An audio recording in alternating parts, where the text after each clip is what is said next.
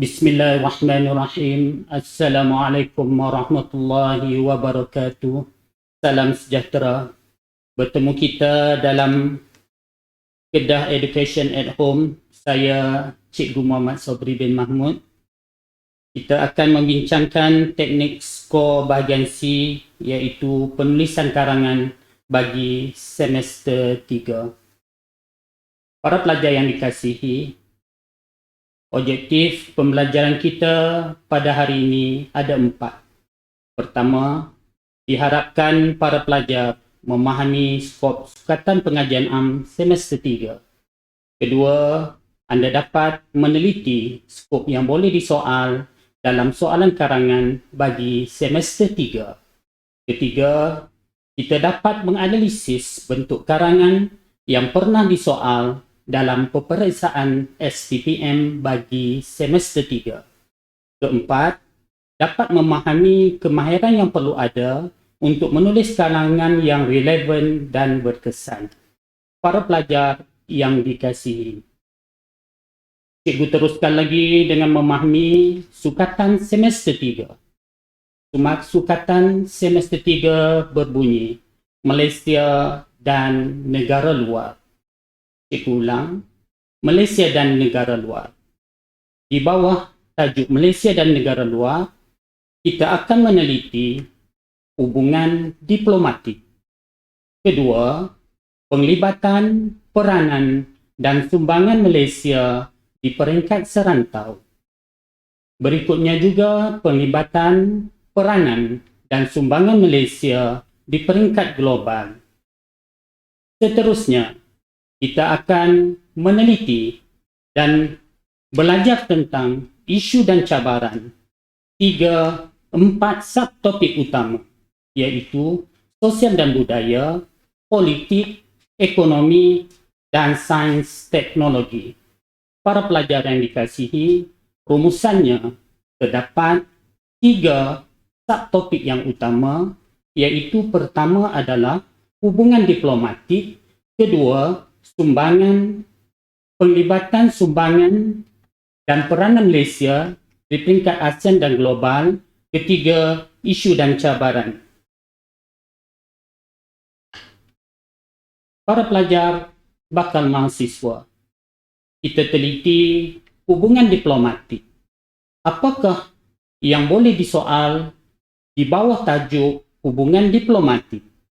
Para pelajar yang dikasihi, di bawah tajuk hubungan diplomatik, anda perlu membaca, anda perlu mendalami faktor-faktor yang mempengaruhi penentuan dasar luar Malaysia.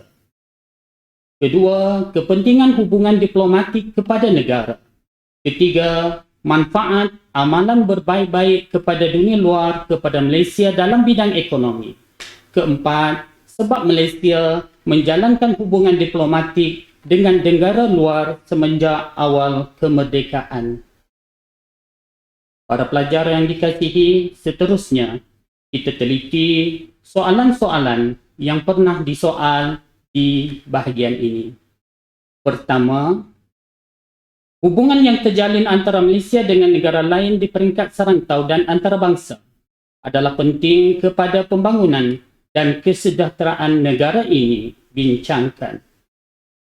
Soalan ini berkehendakkan anda membincangkan kepentingan hubungan yang terjalin antara Malaysia dengan negara lain di peringkat serantau.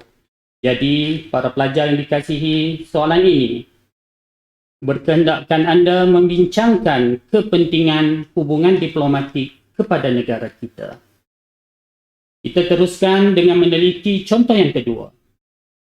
Soalannya berbunyi, melalui amalan dasar berbaik-baik dengan negara luar, Malaysia mendapat banyak manfaat dalam bidang ekonomi. Uraikan. Para pelajar, jika kita teliti soalan ini didapati, soalan ini berkehendakkan kita membincangkan manfaat yang negara peroleh dalam bidang ekonomi dengan adanya dasar berbaik-baik dengan negara luar. Para pelajar yang dikasihi, soalan yang ketiga. Malaysia telah menjalinkan hubungan diplomatik dengan negara luar semenjak awal kemerdekaan. Bincangkan sebab-sebab Malaysia berbuat demikian. Para pelajar yang dikasihi, soalan ini berkendakkan anda membincangkan sebab-sebab Malaysia menjalinkan hubungan diplomatik dengan negara luar. Para pelajar yang dikasihi, kita teruskan lagi perbincangan dengan meneliti penglibatan, peranan dan sumbangan Malaysia di peringkat ASEAN dan global. Kita teliti dulu di peringkat ASEAN. Pertama, apa yang boleh disoal? Pertama, kita boleh meneliti penglibatan Malaysia dalam pertubuhan ASEAN. Kedua, kita boleh meneliti peranan Malaysia dalam pertubuhan ASEAN. Ketiga, sumbangan Malaysia dalam pertubuhan ASEAN. Keempat, manfaat Malaysia peroleh sebagai anggota pertubuhan ASEAN. Selain itu, kita juga boleh meneliti cabaran yang dihadapi ASEAN dalam usaha mempercepatkan proses pembangunan negara anggota. Kita juga boleh meneliti, kita juga boleh mengkaji kenapa Malaysia menyokong zon aman, bebas dan berkecuali. Seterusnya, para pelajar bakal mahasiswa. Jika kita teliti dalam konteks global, kita boleh mengkaji pelibatan Malaysia dalam PBB. Kita boleh meneliti peranan Malaysia dalam PBB. Kita boleh mengkaji sumbangan Malaysia dalam PBB. Kita juga boleh meneliti manfaat Malaysia peroleh sebagai anggota PBB. Selain itu, usaha yang dilakukan oleh Malaysia untuk menjamin keamanan dan keselamatan antarabangsa juga sangat-sangat penting. Kita juga boleh meneliti dan menganalisis peranan Malaysia dalam PBB. Kita juga boleh mengkaji kaedah Malaysia dalam menyelesaikan isu-isu antarabangsa. Para pelajar yang dikasihi sekalian, penglibatan peranan dan sumbangan Malaysia di peringkat serantau dan global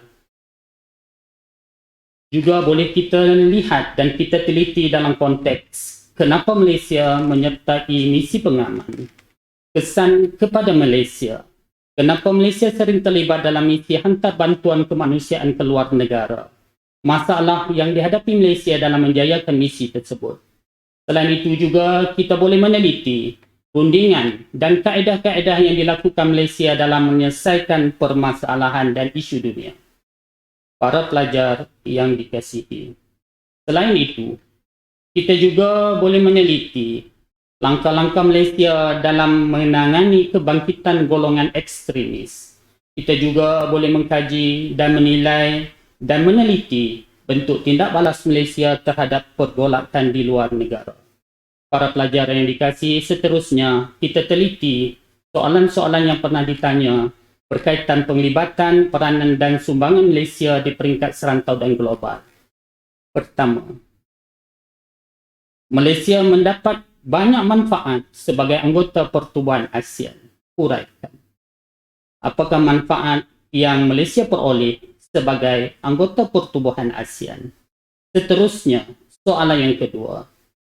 Peranan penting Malaysia dalam pertubuhan ASEAN tidak terhad hanya untuk mewujudkan kerjasama dalam bidang ekonomi, malah melibatkan kerjasama dalam pelbagai bidang. Bincangkan. Soalan ini berkendakkan anda membincangkan peranan penting Malaysia dalam pelbagai bidang.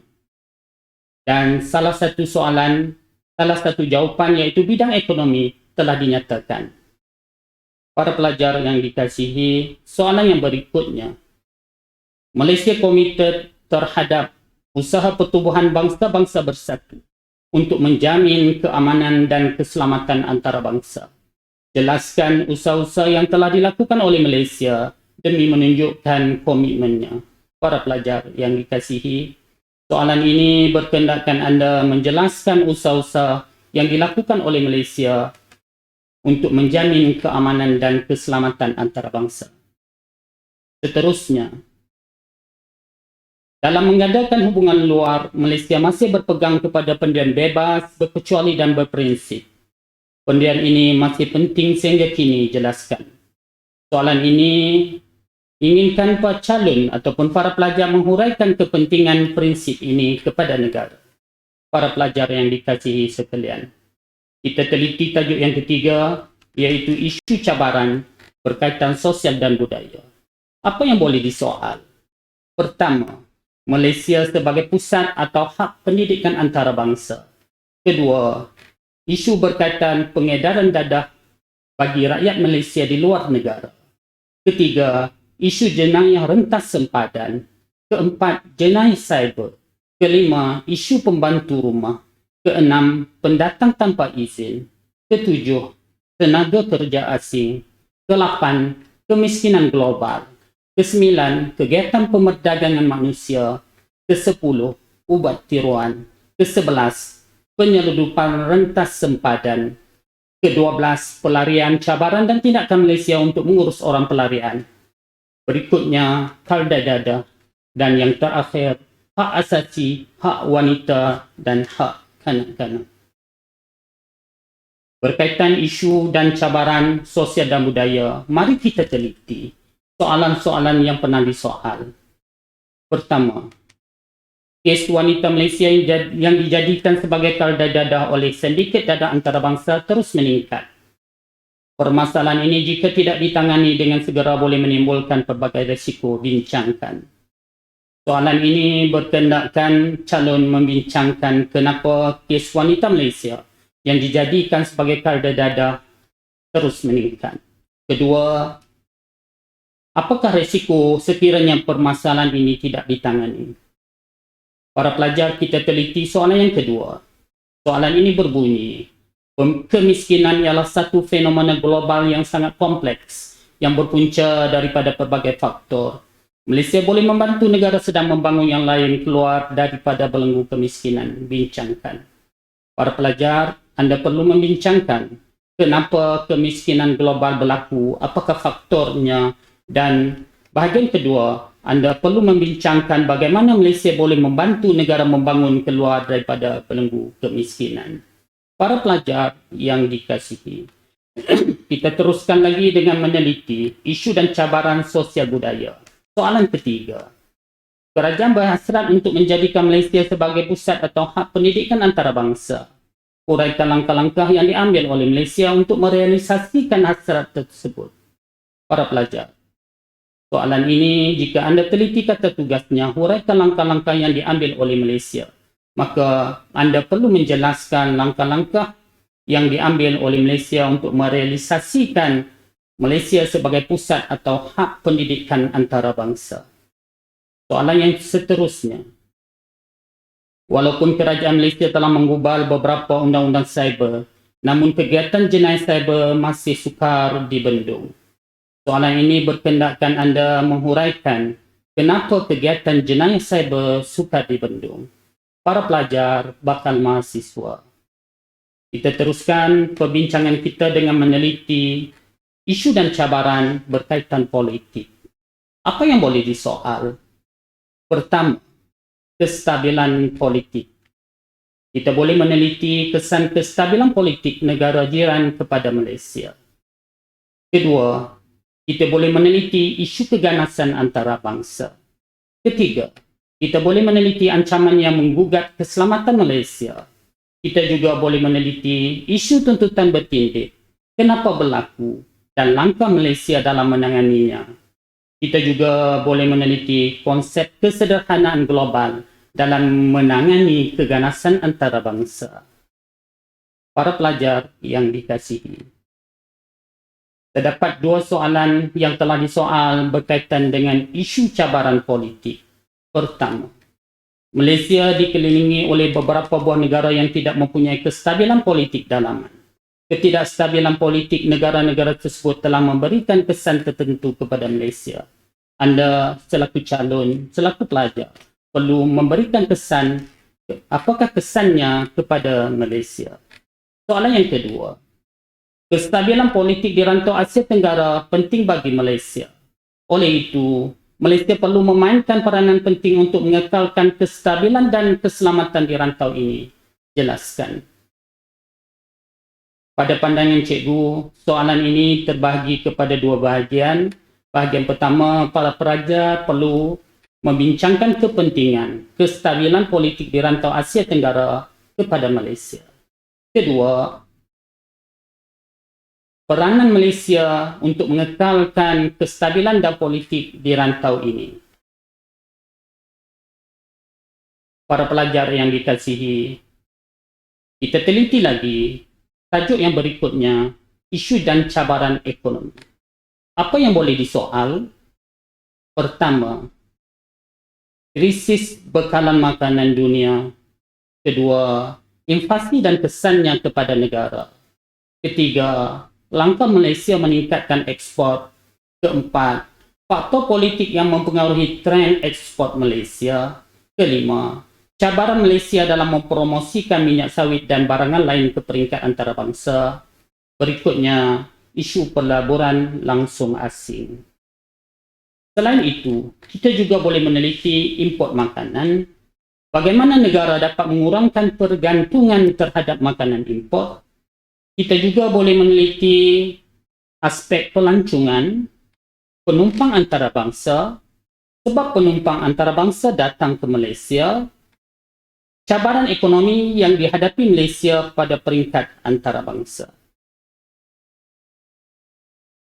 Seterusnya, kita teliti contoh-contoh soalan yang pernah disoal di dalam peperiksaan.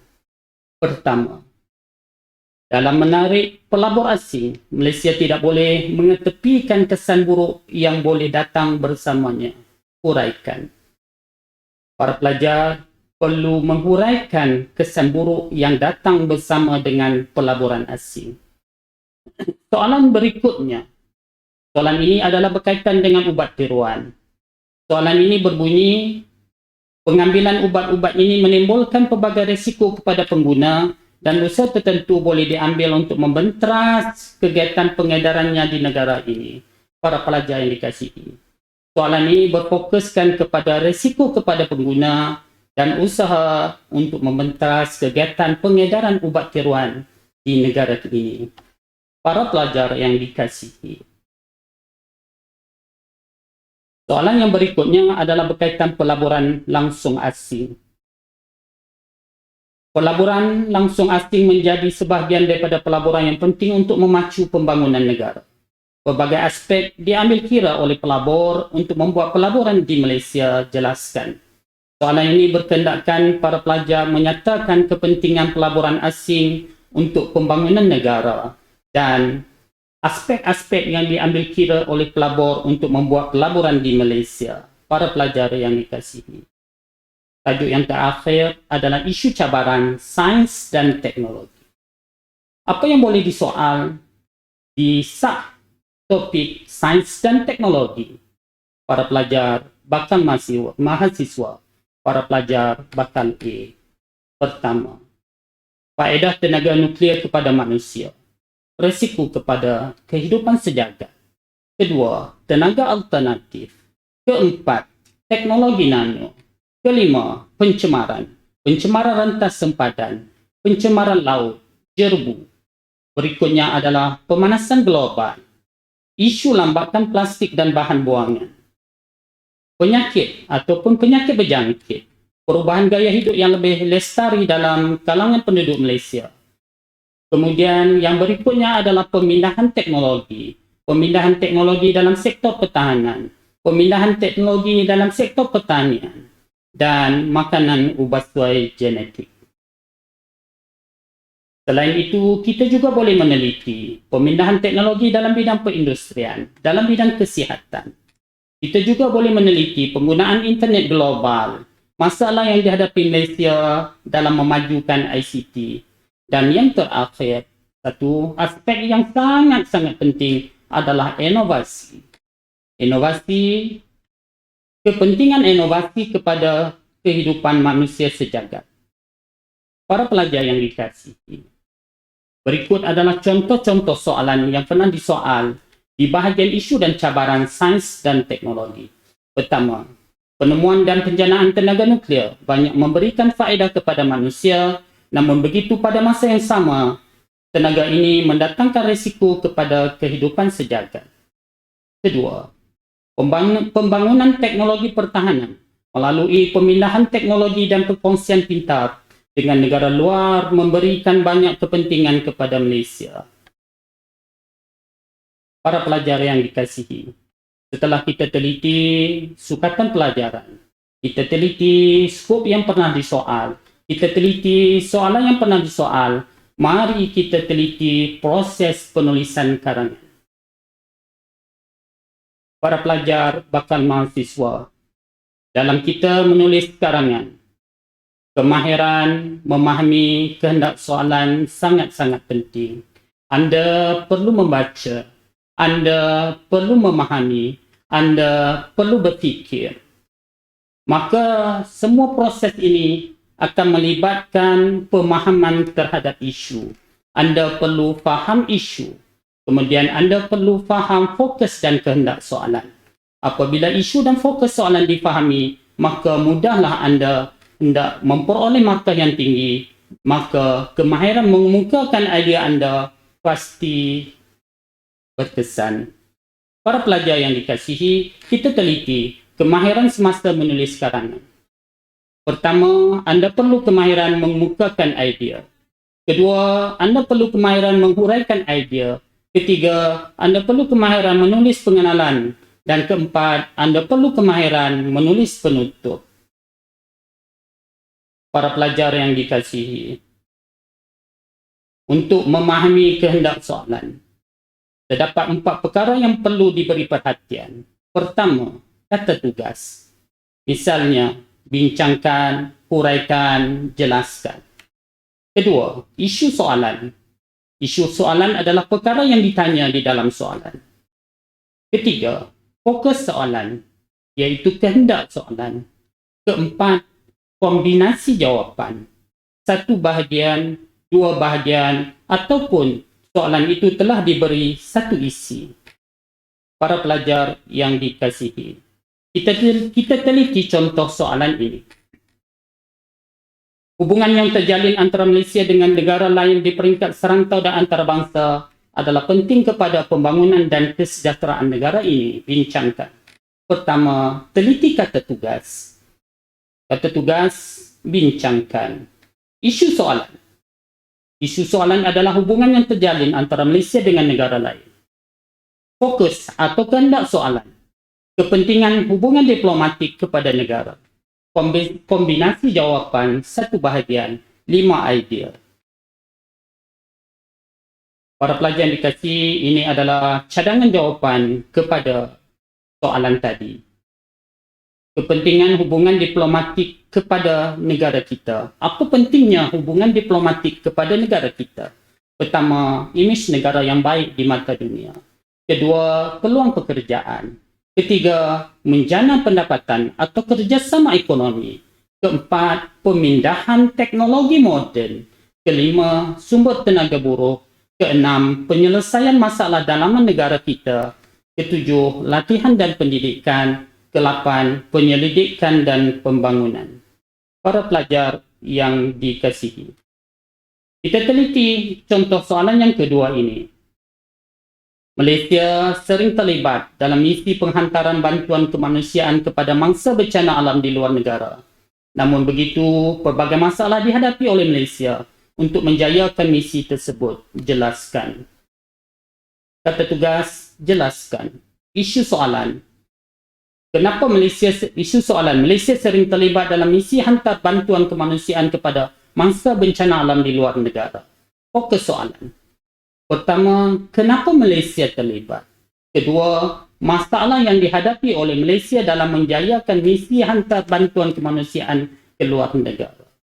Kombinasi soalan 2 bahagian, maka pelajar boleh memilih untuk menjawab 2+3 idea atau 3+2 idea kerana terdapat 2 fokus soalan.